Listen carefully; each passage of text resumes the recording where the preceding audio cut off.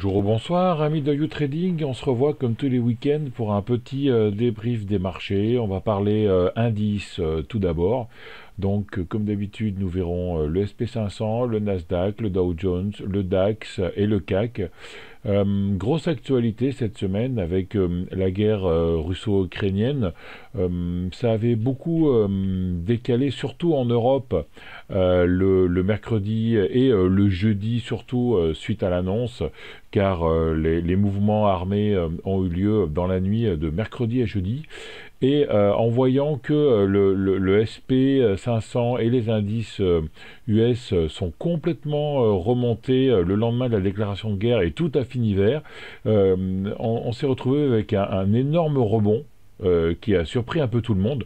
Donc on va essayer de voir dans cette vidéo si ce rebond en fait c'est juste un rebond, c'est-à-dire une jambe après un plus bas pour après avoir une autre jambe de baisse, ou alors vraiment on a eu une frayeur, on a touché un plus bas et on repart pour aller toucher des plus hauts, donc un retournement de tendance. Voilà. On perd pas de temps, on passe tout de suite sur les graphes. On commence d'abord avec le SP500, rapidement, en weekly, le creux du Covid, ici un creux en V, et depuis une montée sans arrêter. J'avais dessiné la dernière fois le retracement de Fibonacci pour vous montrer que même si là, on a l'air d'avoir, il y a l'air d'avoir une grosse chute, on est encore loin d'une consolidation ou d'une correction de cette hausse. Le premier niveau de Fibonacci, c'est 38,2, donc comme vous voyez, 38,2, on serait à 3813 points, là on est à 4384, donc beaucoup d'espace encore ici pour venir juste consolider cette hausse, et dans ce cas on ne parlerait même pas encore de tendance baissière tellement cet indice est haussier. Que peut-on dire de la bougie de cette semaine? Une bougie où on a eu les vendeurs qui ont pris la main en début de semaine, avec on a même cherché les 4100 points, et on a fini vert, c'est-à-dire que les acheteurs ont repris la main et ont complètement inversé la tendance. Donc ça peut être une bougie de retournement, ça, un marteau, mais bon, en ce moment le marché est tellement nerveux, on en a déjà eu un ici et après un autre retournement derrière, donc il faut vraiment attendre, hein.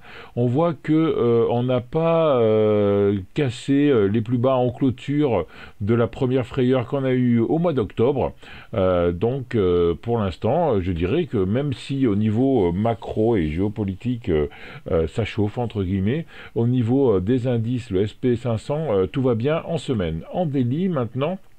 Donc en daily, rapidement, on avait ce canal haussier primaire qu'on avait cassé ici pour la première frayeur du mois d'octobre, pour aller sur un canal haussier secondaire ici, qu'on a recassé ici mi-janvier, et mi-janvier on ne parlait pas encore des événements entre la Russie et l'Ukraine.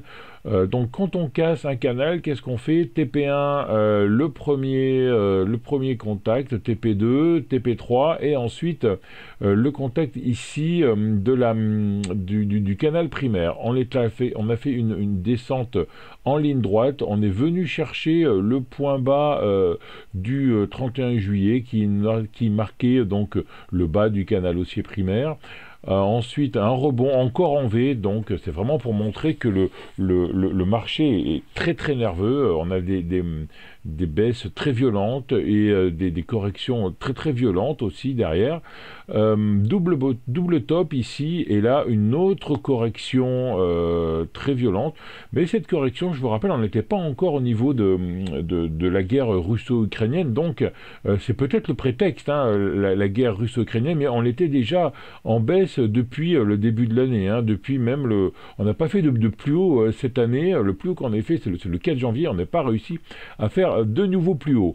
Et là, on est allé chercher le point de contact du bas du canal haussier de juin 2021. Donc, pour ne pas surcharger mes graphes, je vais supprimer ce support et le mettre ici. Voilà, donc on voit, on est même venu venu mécher ça.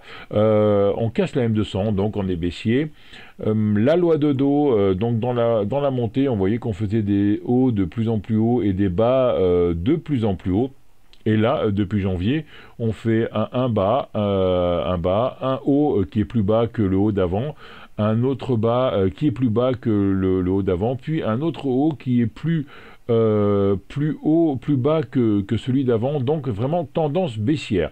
Comme je vous le rappelle, pour moi, la M200 est cassée, donc on est baissier. Signal de vente, cassure M7, M200, donc on est baissier. Et le double top ici, pour moi, si on repasse au-dessus des 4600 points, c'est vraiment à partir de là qu'on peut dire qu'on reprend une tendance haussière. Là, on est toujours baissier, on verra un peu ce qui va passer cette semaine. Même si les indices US ont bien pris cette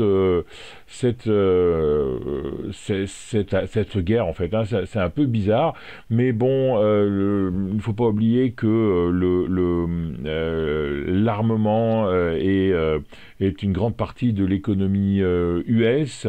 La guerre est très très loin des États-Unis, donc pour eux, en fait, ils ne se préoccupent pas trop de ce mouvement, hein. D'ailleurs, on a eu une énorme bougie verte jeudi et encore un marabosu vert vendredi où on a fermé au plus haut. Donc, on a pris deux fois la bolle inférieure. On est en phase 2 des bandes de Bollinger. Après avoir les deux bandes parallèles, on a pris le bas. Et là, on est en train de consolider ce premier mouvement de baisse. Donc, on est allé chercher la M7, on ira chercher la M20. On verra un peu ce qui va se passer sur les 4440 points. On verra en fait si ça c'est à partir de ce niveau-là, on verra vraiment si on repart sur un mouvement de hausse. Ou alors si on vient continuer une nouvelle jambe, hein. Moi j'ai mon petite idée là-dessus. Pour moi il y a beaucoup d'indicateurs négatifs pour qu'on corrige si facilement en 2 jours. Et comme vous avez vu sur le graphe en hebdo, on est encore très loin d'avoir consolidé ce grand mouvement de hausse. Mais enfin, il ne faut trader que ce qu'on voit. Donc pour l'instant, tant qu'on ne casse pas ces 4100, on est toujours en consolidation de la baisse, hein. Il faudra casser ensuite les 4450 pour redevenir neutre et casser les 4600 pour avoir une tendance haussière. Le Nasdaq, maintenant, on commence comme d'habitude en weekly. Le creux du Covid qui est vraiment tout petit. On est venu chercher la M200 ici. Des nouveaux plus hauts début décembre qu'on n'a pas réussi à retaper ensuite.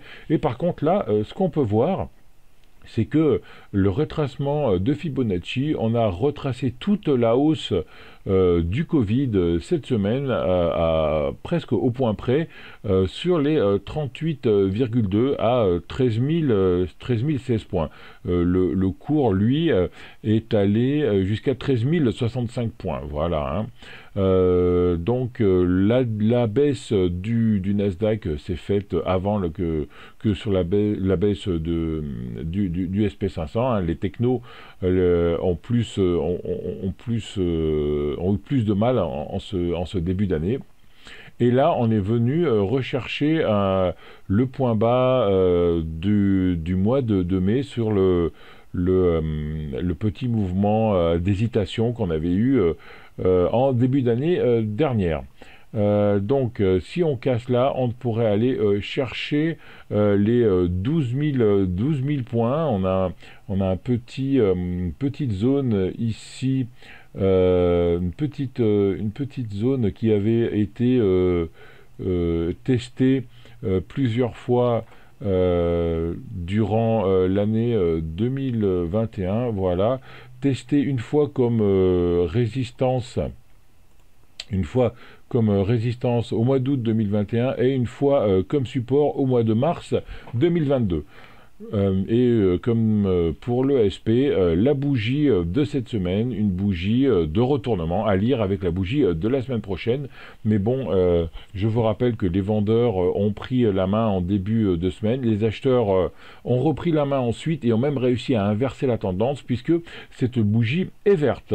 En daily maintenant, donc en daily, on a ce canal haussier ici qu'on a cassé au mois de janvier. On a fait un plus bas, on est venu consolider cette première jambe de baisse ici, et là ensuite on est venu enfoncer le plus bas de la première jambe à 13 719 pour aller chercher un plus bas intraday à 13 034. La clôture la plus basse est à 13 500 points.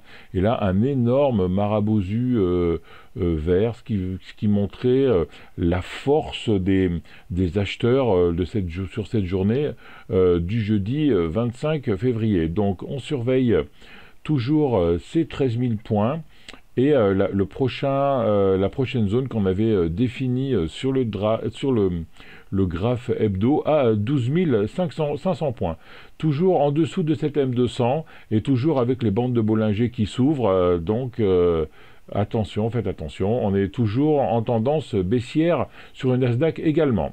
Le Dow Jones maintenant, alors en weekly, pareil, le creux du Covid. On peut d'ailleurs voir un peu les différences de ces creux de Covid entre les trois indices. Hein. Le Nasdaq avait vraiment un tout petit creux qu'on note presque pas par rapport à la recovery qu'on a eu derrière ou au rallye qu'on a eu derrière plutôt que la recovery. Tandis que le Dow Jones, ce creux était nettement plus prolongé que ce qu'on avait connu derrière. On est venu pareil, là on était en daily, on était en range, en weekly pardon, on était en range depuis le mois de juillet et en insistant un peu, on peut dire que depuis le mois de mai, les bandes de Bollinger étaient horizontales, la M20 est horizontale et est toujours horizontale. Signal de vente il y a 3 semaines ici avec croisement M7 M20 et cette bougie de retournement aussi, c'est presque un doji, hein, une mèche très basse et on a réussi à clôturer dans les bandes de Bollinger, donc pas de tendance en hebdo, on a juste un excès baissier on va dire ici en hebdo, mais toujours pas de tendance baissière, toujours en range weekly sur le Dow Jones. Et en daily maintenant, en daily, on est venu rechercher et même casser le point bas du mois de juin 2020. Les bandes de Bollinger, cette fois en daily, s'ouvrent. Je vous rappelle, il y a 2 semaines, on avait tracé un peu cette limite supérieure et cette limite inférieure ici, car les bandes de Bollinger étaient parallèles. Donc on attendait un fort mouvement pour une reprise de volatilité dans un sens ou dans un autre sens. On a fait un T3 ici, un T1. On est venu prendre la Bollinger une fois, une Bollinger 2 fois, la Bollinger 3 fois. Je vous remets la vidéo des bandes de Bollinger que je vous ai fait sur YouTrading il y a quelques mois, phase 1. Et là, on est en train de finir la phase 1, c'est-à-dire que la bande de Bollinger opposée au mouvement redevient plate. Hein. Donc là, ça peut être une indication de la fin de ce mouvement. On verra ensuite quand la bande de Bollinger du côté de la tendance deviendra également, changera de direction également pour pouvoir converger ensuite avec cette autre bande de Bollinger, et là vraiment ce sera vraiment la fin du mouvement. Donc là, premier indice d'une peut-être fin de mouvement ici. Toujours en dessous de la M20, M7 qui casse la M20, donc pour l'instant on est baissier, toujours avec la loi de dos, un plus bas ici, un plus bas que le plus bas d'avant, un plus haut plus bas que le plus haut d'avant, et là le dernier plus bas de jeudi qui est plus bas que le plus bas d'avant. Donc attention, peut-être on ferait juste une consolidation de cette descente, on viendra peut-être juste chercher la M20 ici pour pouvoir avoir une troisième jambe ici. attention, hein, soyez prudents, vraiment beaucoup de volatilité en ce moment sur les indices. Hein. Le DAX maintenant, donc le DAX lui était en range depuis le mois de juin, et là on a cassé le range la semaine dernière, le 21 février, et vraiment des gaps à la baisse, des gaps à la hausse, gros mouvement. Là, on était allé chercher très très bas ici dans la journée. On était allé chercher très très bas ici dans la journée les 13 800 points. C'était vraiment quelque chose d'assez impressionnant cette descente là. Et on a corrigé dans l'après-midi car les indices US étaient verts. Donc correction ici et là on ferme au plus haut de la journée de vendredi, comme sur les indices américains. Donc journée de lundi très importante à suivre également. M7 verticale. On a fait une bulle ici. Donc je vous rappelle, une bulle, c'est un cours. Les prix étaient complètement en dehors des bols. Hein. Donc ça rappelle, ça demande d'avoir dans les prochains jours le prix qui revient taper la M7 et qui revient taper la M20. Donc probablement on aura une consolidation de cette jambe de baisse avant peut-être de trouver une jambe de baisse ou alors réintégrer le range 15 000, 16 000 points que l'on a depuis quelques mois. Et pour finir, je vous présente le CAC qui lui était haussier, c'était l'un des rares indices qui était encore haussier la semaine dernière. On était au-dessus de la M200. Là, on a cassé le bas de canal, on a cassé la M200. On a fait une bulle aussi, là, on est hors bol. Et gros marabousu vendredi également, mais on les clôture toujours sous la M200 et hors du canal. Donc on va essayer d'abord de récupérer ce canal. Là on a la M20 descendante, la M7 descendante, non-croisement baissier ici qui a joué son rôle, hein, non-croisement baissier. Normalement c'est une fin de consolidation et qu'on devrait avoir un plus bas ou un plus haut, un plus bas dans le cas d'un non-croisement baissier et un plus haut dans le cas d'un non-croisement haussier, plus bas que le bas antérieur. C'est bien ce que l'on a eu ici. Voilà, amis du trading, c'était Denis 10 de Pépitor qui vous a fait ce petit débrief. Donc beaucoup de nervosité sur les marchés. L'actualité, bien sûr, c'est la guerre russo-ukrainienne, mais il ne faut pas oublier non plus qu'on a l'inflation, on a le tapering qui doit arriver, même si peut-être avec ce conflit armé, ça va être peut-être l'excuse pour la BCE et la Fed de ne pas remonter les taux. Et puis la crise souveraine aussi qui arrive avec beaucoup de dettes au niveau des États. Voilà, comme d'habitude, si vous avez aimé, mettez un pouce bleu, laissez vos commentaires, abonnez-vous à la chaîne et on se retrouve la semaine prochaine pour une nouvelle analyse, un petit débrief des indices. Merci à tous, ciao.